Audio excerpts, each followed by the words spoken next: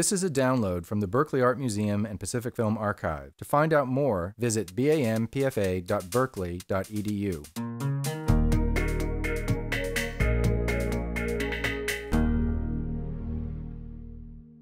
Hi, I'm Larry Rinder. I'm the director of the Berkeley Art Museum and Pacific Film Archive, and I'm here today to talk a little bit about the exhibition Galaxy, 100 or so stars visible to the naked eye.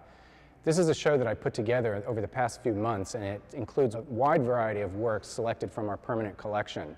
The dates of the works range from the early 14th century to the present, to works made just a few months ago.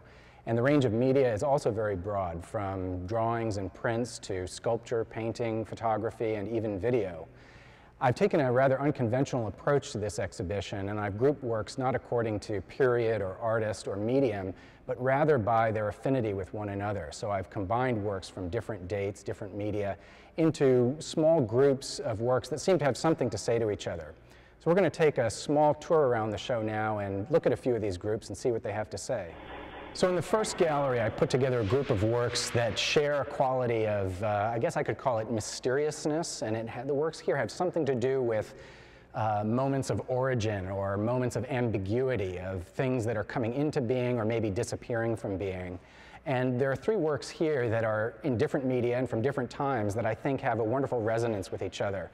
First of all is this painting by Tadeusz Kantor. He was a Polish painter, post-war painter, and he was also a theater director, a very interesting character, very innovative in the field of avant-garde Polish theater, but he was also a terrific painter, and I think this particular piece, it's not what one would traditionally call a beautiful painting, but I think it's very, very powerful. I really love the density of the surface and the way that a light seems to be coming from inside of it. Next to that is a photogram by Bruce Conner. This piece is from 1975, and Bruce Conner, who is a very, very important Bay Area artist, made this in collaboration with another artist named Edmund Shea, and to make it, Conner stood in front of a piece of photographic paper, unexposed paper, and had a bright light shine on him momentarily, and this created, in effect, a photogram on the piece of paper.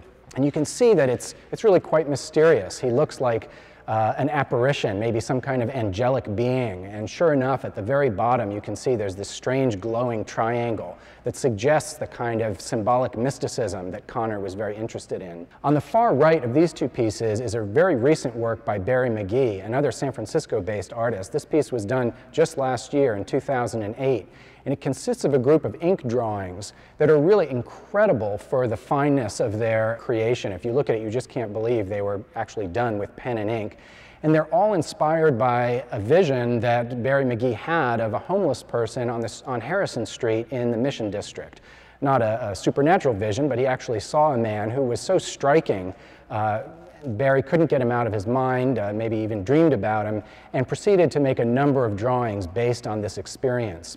The text piece that occurs above these portrait sketches includes the initials DFW, and this stands, according to the artist, for the phrase "down for whatever." And I think it's interesting to note that Barry McGee is actually a graffiti tagger known internationally by the name Twist, and so has incorporated text along with a lot of his visual images for the past decade or so.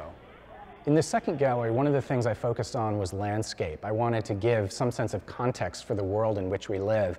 And I found in the collection three really remarkable landscapes, again, from different time periods and very different in their quality.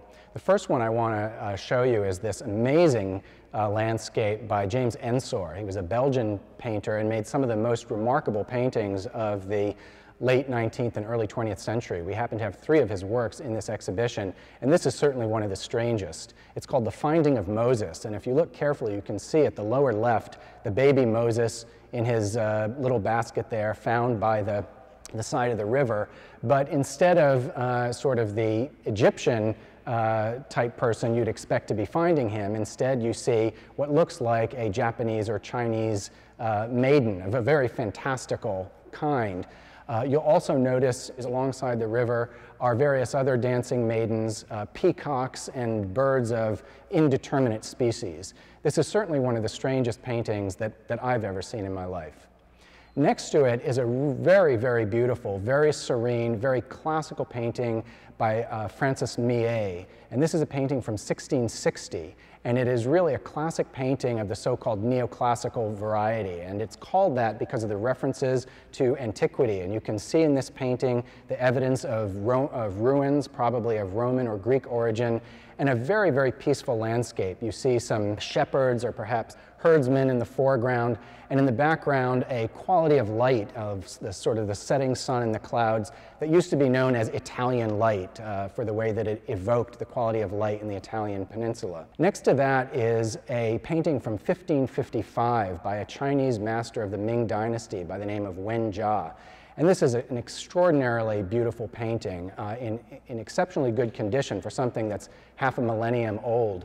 And it's wonderful to compare to the Millet, to compare the different styles of paintings that were separated, Europe and China, also by about 100 years, but nevertheless, remarkably different approaches to how to represent the landscape. You can see in the Chinese painting by Wen Jia the emphasis on verticality, the way the artist utilizes this very tall piece of paper to give a sense of the range of detail that extends from the base of the mountain, from this very strange-looking cave, up through the waterfalls to the peak of the mountain and the clouds that occur in between. In the third gallery of this exhibition, one of the things that I focused on was the relationship between abstraction and figuration. This is not a new problem for artists, although many people think of it as something that was one of the main issues of 20th century art. But if you look at these two paintings from the late 15th century Japan by an artist named Toyo Sesshu, you can see that the interaction between abstraction and figuration was something of interest to artists even 500 years ago. In these paintings from the so-called ink splash technique of Zen painting, they were often done in the context of a rather drunken gathering, lots of rice wine, and one artist would throw down a splash of ink on a piece of paper and essentially challenge another to complete the picture with, say, as few brushstrokes as possible, or to make the most evocative picture by adding a few brushstrokes to this splash of ink. And in this case, the artist, probably working with a collaborator, has come up with some very, very beautiful landscapes with fishermen in boats and a temple that are arranged around what look like otherwise completely abstract marks. If you look next to this painting to the left, there's a work by an American artist, Jackson Pollock, from 1950, so almost 500 years later, also involving a kind of a splash technique, but in this case using regular enamel house paint on a square canvas that he painted on the floor, flat on the floor. Pollock is probably best known for his large-scale so-called drip paintings, which derives its name from this technique. This is a relatively small piece from 1950, but I really love it, and I like the way this energy of the splash is contained within a relatively small frame. I think it has the quality of a sort of a bomb going off in a contained space. Galaxy, 100 or so stars visible to the naked eye, on view at the Berkeley Art Museum and Pacific Film Archive through August 30th, 2009.